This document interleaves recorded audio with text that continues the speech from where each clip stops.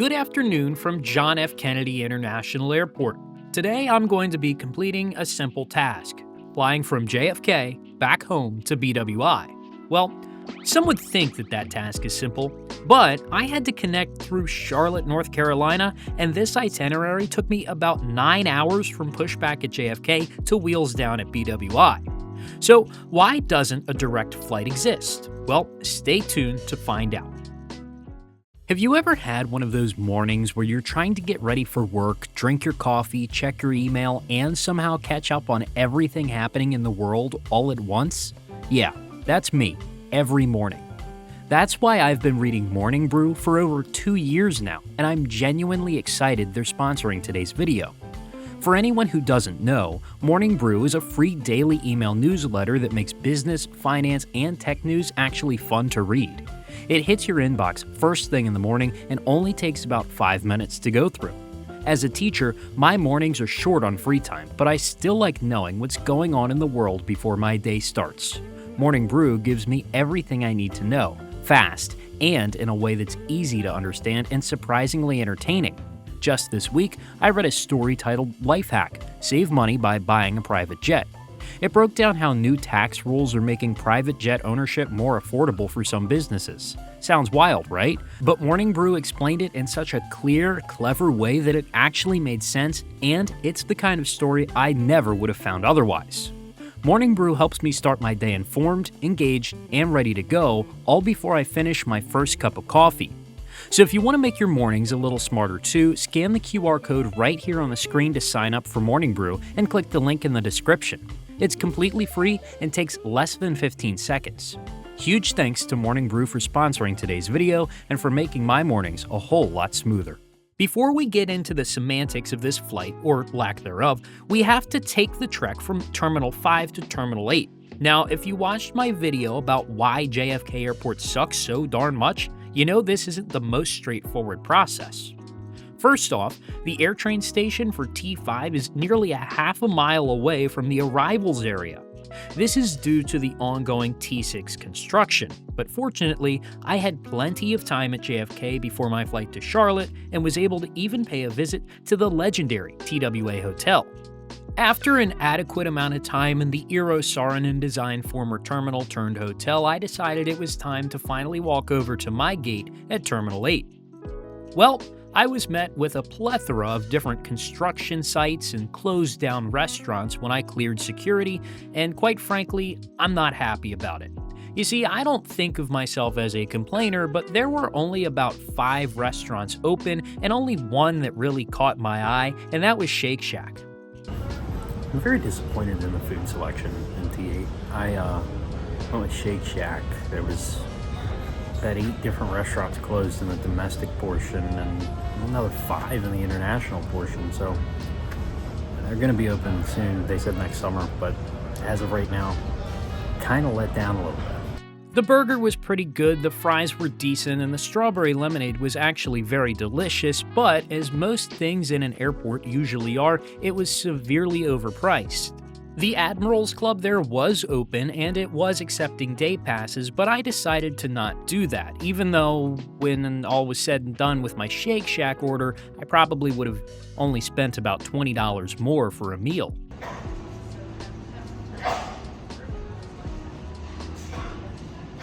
Boarding started shortly after I made my way over to the gate, and I was lucky enough to have an entire row to myself. Apparently, not a ton of people are flying New York to Charlotte on a Tuesday afternoon. This flight is empty. My seat was nothing special, a window on the right side of the airplane, a regular economy seat on American Airlines, and I've talked about this seat many times before on the channel. It's the flight that is the main talking point of this video, or the lack thereof a flight. BWI is the 26th busiest airport in the United States, and JFK consistently ranks in the top 5. There's not a flight between the two because the two sit very close together, but you'd still think that 2 major metropolitan areas this close together would have a direct flight. And they did. Delta operated a twice-daily CRJ 900 between the two up until the beginning of summer in 2024. It was discontinued because of low load factors and high delay percentages, which isn't uncommon on flights in the Northeast Corridor. In fact, the Northeast Corridor of the United States, they have the highest delayed percentage of flights in the United States just because the airspace is so congested. It's frustrating living in Maryland and not having a direct New York airport access from my home airport. Obviously, I could drive over to DCA, which is technically closer to me, or make the long trek out to Dulles to go over to Newark, but still, it's just inconvenient. BWI is the easiest airport to get to from my house. Obviously, other airlines have operated to other airports in the past, but Southwest discontinued its LaGuardia service from Baltimore a number of years ago, and United hasn't touched Newark since the 2010s. The train is another option, and I have used that before, but if you're flying or using the train during peak times, tickets on Amtrak can go over $200. That doesn't even factor in the Long Island Railroad and the JFK Air Train, which also aren't free. So for me, someone who's crazy and enjoys flying and taking the most inconvenient routes, $174 and about 10 hours of my time, that was the best deal that I could get.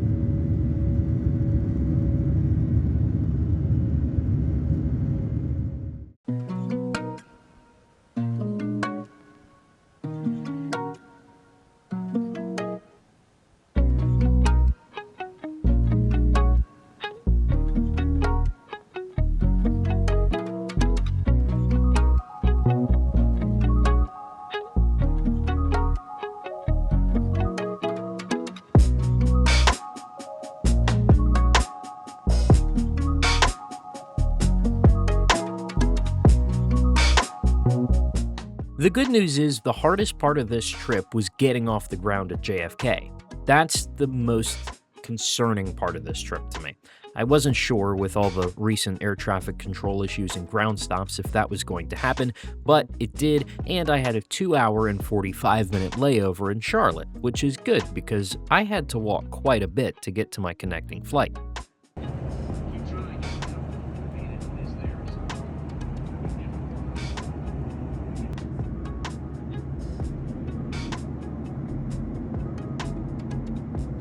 There's obviously nothing fun or cool or unique about this flight. It's just a normal flight on an American 737-800 from a hub to another hub. In fact, it was one of the more boring flights I've been on, but that was not a problem to me. I just enjoy being in the air. I do hate this winglet logo on the American 737s, though. It's not flush with the angle on the front-facing part of the winglet. It's only flush with the back. It's weird. I don't like it. But let me know your comments down below if you like it or not. I'd enjoy hearing your opinion on the highly controversial winglet logo. I do think more airlines should add a winglet logo. I think more airlines like Delta on their A350s, their logo is perfect, but they don't have it on any other airplane in their fleet, and it's quite sad. Then again, honestly, this is just me trying to fill time and build excitement for a flight that just wasn't. So let's pick up shortly on the ground in Charlotte after this landing.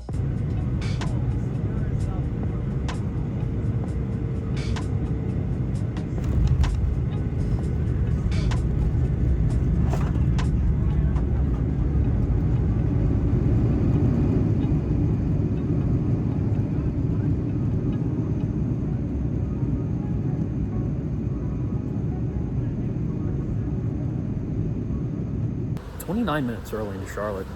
Very nice flight on the American 737-800. Now we get to compare the 800 to the MAX 8, which we're taking back to Baltimore after 9 hours of travel time from JFK to Baltimore, 3-hour layover in Charlotte.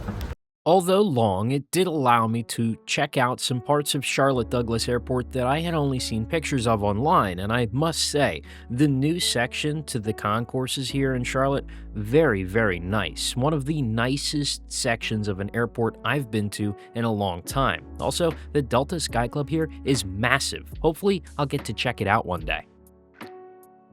Then again, enough of me killing time, we've got a flight to Baltimore to get on. For this flight on a Boeing 737 MAX 8, I chose the left side of the airplane. Again, a normal flight on an American 737 that I've been on numerous times before. I will say, their MAX 8s and their 800s are almost identical on the inside, from first-class seats to extra legroom seats to their main cabin seats. It's all exactly the same.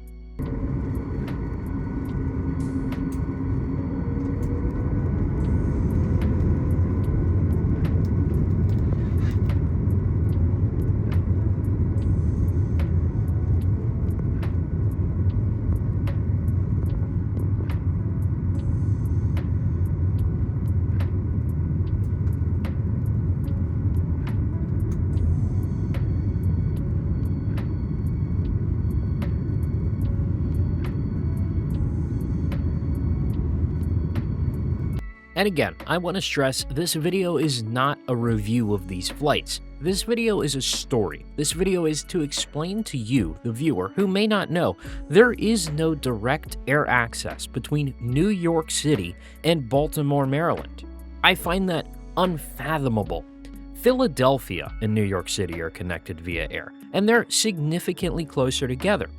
DC and New York are connected via air from 2 different airports. In fact, it used to be 3 different airports. Baltimore also lacks a connection to Toronto, and if you want to hear me complain about this on a more prominent video that you may have seen already, go over and check out my BWI airport video where I call it the most unique airport in the United States because of just how busy it is while lacking several major airports in its destination portfolio.